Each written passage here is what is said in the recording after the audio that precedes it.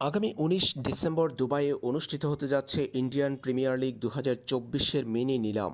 নিলামকে সামনে রেখে এরই মধ্যে ৩৩৩ জনের চূড়ান্ত ক্রিকেটারের তালিকা প্রকাশ করেছে বিসিসিআই। বিসিসিআইয়ের প্রকাশিত এই তালিকায় আছে ৩ জন বাংলাদেশি ক্রিকেটারের নাম, যাদের একজন তাসকিন আহমেদ। জানা গেছে তাসকিন আহমেদকে দলে নিতে আগ্রহ প্রকাশ করেছে কলকাতা নাইট রাইডার্স। ভারতীয় পত্রিকা আনন্দবাজার এমনটাই জানিয়েছে।